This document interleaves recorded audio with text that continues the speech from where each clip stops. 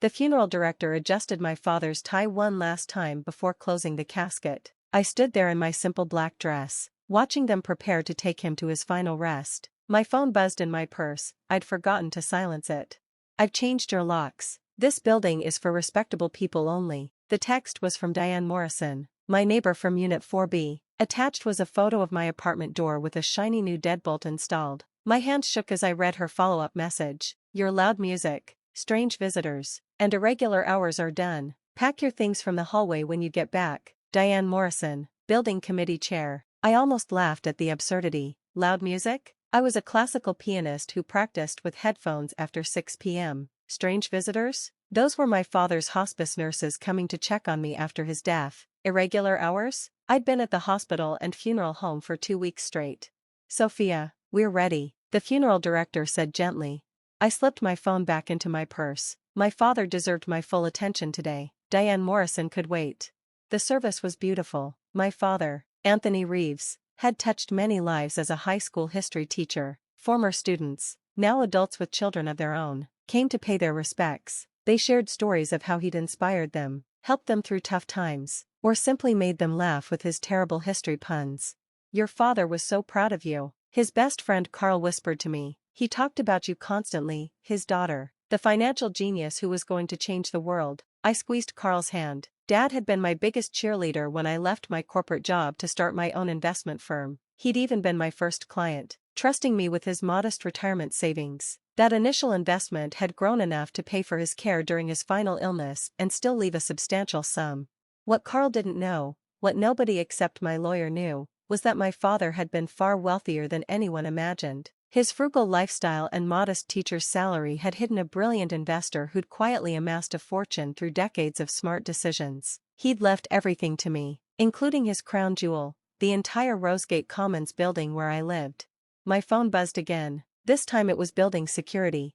"Miss Reeves, there's a situation at your apartment. Mrs. Morrison is insisting we evict you immediately. She says you're trespassing." "I'm at my father's funeral," I said quietly, stepping away from the crowd. "I'll be there in 2 hours. She's quite insistent." "Ma'am, she's called the police." "Let her. I'll handle it when I arrive." I returned to the graveside service, watching them lower my father into the ground next to my mother. He'd bought these plots 30 years ago, always planning ahead, just like he'd planned ahead when he'd purchased Rosegate Commons through a shell company, maintaining his anonymity while ensuring he always had control over his home. The drive back to the building took 40 minutes. I could see the flashing lights from 2 blocks away. 3 police cars and building security were clustered outside the main entrance. Diane Morrison stood in the center, gesticulating wildly in her designer suit. I parked in my assigned spot, the one Diane had tried to have reassigned to herself 6 months ago, and walked calmly toward the commotion. "There she is," Diane shrieked. "Arrest her, she's trespassing." Officer Bryant, whom I recognized from previous building disputes, looked tired. "Ma'am, we've been through this. She's a legal resident. You can't just change someone's locks. I'm the building committee chair. I have the authority to remove disruptive tenants." "No, you don't," I said quietly. Everyone turned to look at me. Diane's face flushed. "You have some nerve showing up here dressed like that." She gestured at my funeral attire with disgust. "Trying to manipulate everyone with your sob story. Well, it won't work. I know what you really are, a woman who entertains men at all hours, plays that awful music, and brings down our property values." The men were hospice nurses. "The music is Chopin, played through headphones. And as for property values," I pulled out my phone and opened the email from my lawyer. Building Security Chief James approached me with obvious relief. "Miss Reeves, I'm so sorry about this." I tried to explain to Mrs. Morrison that she has no authority to change locks. "But it's all right, James. I know you were just doing your job." I turned to Officer Bryant. "I'd like to file charges for breaking and entering, theft, and harassment." Diane laughed shrilly. "You can't file charges against me. I'm the building committee chair. I've lived here for 15 years. You're just some nobody who moved in 2 years ago." "Actually," I said, pulling up the deed transfer on my phone, "as of yesterday, I'm the owner of Rosegate Commons, the entire building." The silence was deafening. That's impossible," Diane stammered. James, the security chief, was the first to understand. His eyes widened as he remembered all the times he'd seen my father visiting, all the conversations we'd had about building maintenance and resident concerns. "Mr. Reeves was your father," he said softly. "Anthony Reeves. He owned the building through AVR Enterprises. I nodded. He passed away 2 weeks ago. The building transferred to me upon his death. No, Diane whispered. No, the owner is some foreign investor. Everyone knows that. Everyone was wrong. I said. My father bought this building 35 years ago. He lived in Unit 6A for 10 years before moving to the suburbs to be closer to the school where he taught. He kept his ownership private to avoid conflicts of interest with residents. Officer Bryant was checking something on his tablet. It's all here. Public records show the deed transfer from AVR Enterprises to Sophia Marie Reeves, filed yesterday. He looked at Diane with poorly concealed satisfaction. Ma'am, you broke into your landlord's apartment. Diane's face went from red to white to green in the span of seconds. I didn't know. You didn't care to know. I corrected. For 2 years. You've harassed me. You've filed false complaints about noise when I practice piano with headphones. You've called security when my father's nurses came to check on me. You've tried to have my parking space reassigned, my storage unit relocated, and my mail held. And today, while I was burying my father, you broke into my home. The building committee voted. Diane protested weakly. Show me the minutes. I said. Show me the vote where the building committee decided to break into my apartment. Her silence was answer enough. There was no vote. James confirmed. Mrs. Morrison acted alone. She came to me this morning with locksmith receipts and demanded I update our key records. I refused and told her it was illegal. That's when she said she'd handle it herself. I turned to the gathering crowd of residents who'd come out to watch the drama. Many of them had been victims of Diane's arbitrary rules and power trips over the years. As the new owner of Rosegate Commons, my first official act is to dissolve the current building committee. We'll hold new elections next month, with proper bylaws and limitations on authority. A cheer went up from several residents. Mrs. Chen from 3C actually applauded. Diane looked around wildly for support but found none. Even her usual allies, the Pembertons from 4A, were avoiding eye contact. Mrs. Morrison, Officer Bryant said, I need you to return Miss Reeves' keys immediately. I threw them away, Diane admitted. I didn't think she'd need them anymore. Then you'll need to pay for an emergency locksmith to restore her access tonight, the officer said. And you'll need to come with us to the station. You're arresting me? Diane shrieked. But I'm respectable. I'm on the hospital board. My husband is a partner at Morrison, Klein, and Associates. And you're also someone who broke into another person's home, Officer Bryant said, pulling out handcuffs. Turn around, please. As they led Diane away, she kept protesting about respectability and property values and the natural order of things. The other residents dispersed slowly, many stopping to offer condolences about my father and apologies for not standing up to Diane sooner.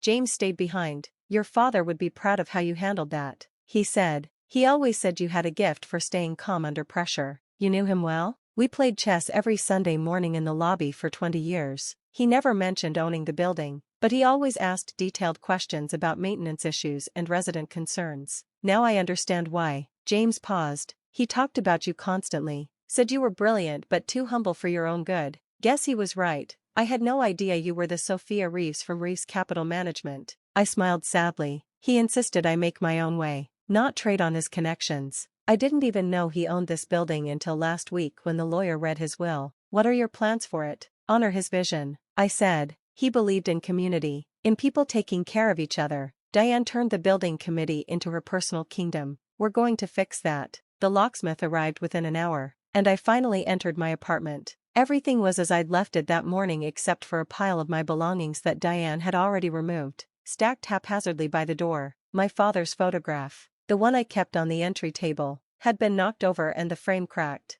I picked it up carefully, looking at his smiling face. Well, Dad, I think I handled that with the grace and dignity you always preached, though I'm not sure having someone arrested counts as graceful. My phone rang. It was my lawyer.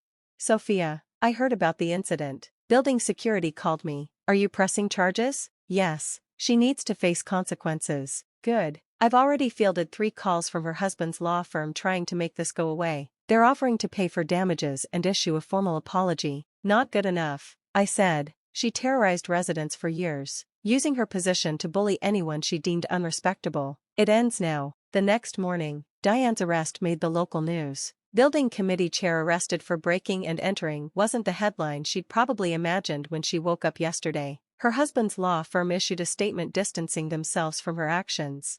But the real vindication came from the other residents. Mrs. Chen from 3C knocked on my door with homemade soup and a story about how Diane had tried to fine her for hanging a traditional Chinese blessing on her door. She said it wasn't in keeping with the building's aesthetic. Mrs. Chen explained, but it was a gift from my grandmother. Tom and Mark from 2F shared how Diane had tried to prevent them from adopting a child, claiming two men raising a baby would disturb the peace. They'd fought her for months before giving up and looking for another place to live.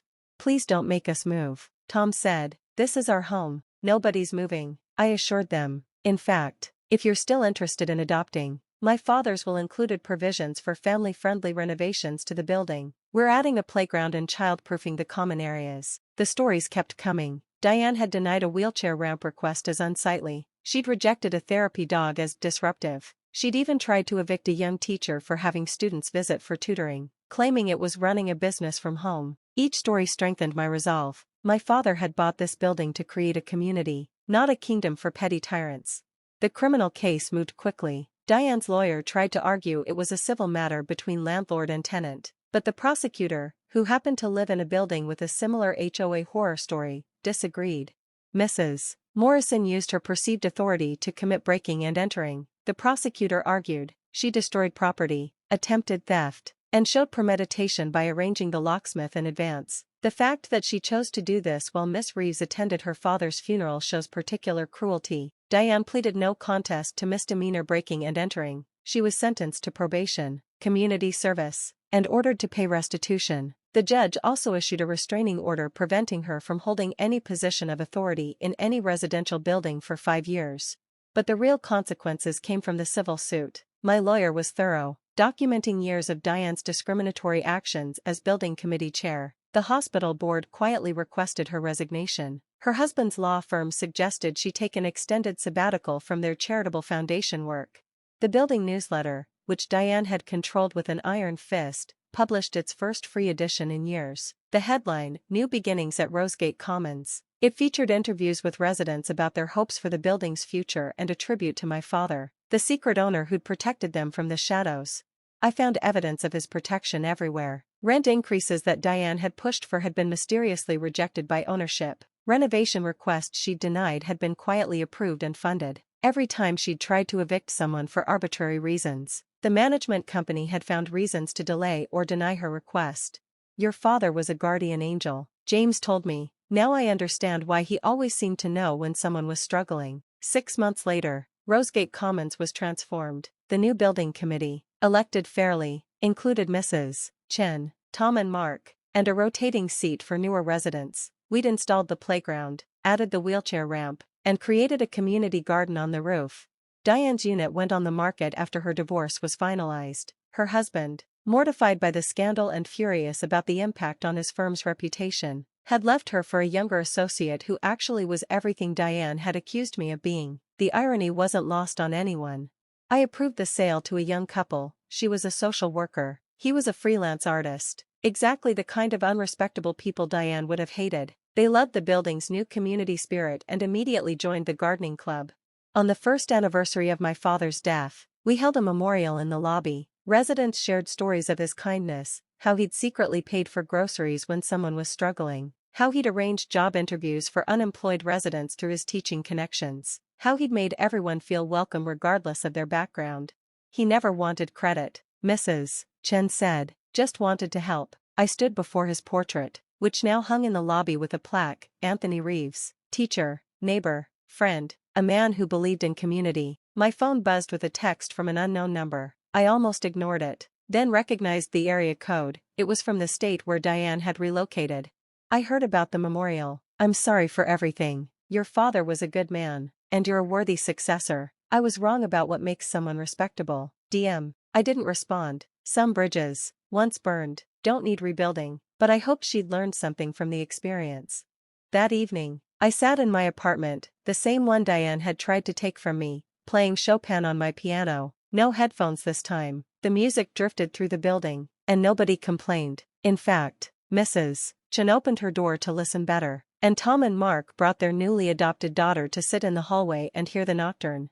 This was what my father had envisioned, not a building of respectable people, but a community of good people, people who supported each other, who celebrated differences. who understood that true respectability came from how you treated others, not from your job title or bank account. As the last notes faded, I heard applause from the hallway. My neighbors had gathered, drawn by the music Diane had called awful. They smiled and waved before returning to their homes, leaving me alone with my thoughts and my father's photograph. "I think I'm doing okay, Dad," I whispered. "The building is what you always wanted it to be, a real home for everyone." And somewhere in the distance, I could swear I heard his voice on the wind. "That's my girl. Always knew you'd change the world." I closed the piano and prepared for bed, secure in my home, surrounded by my community, carrying forward my father's legacy of quiet kindness and fierce protection of those who needed it most. The locks on my door were new, but they opened to the same truth they always had. Home isn't about who has the fanciest apartment or the most prestigious title. It's about belonging, acceptance, and the courage to stand up for what's right. Even if you have to do it in your funeral dress while your father's grave is still fresh, sometimes, that's when it matters most.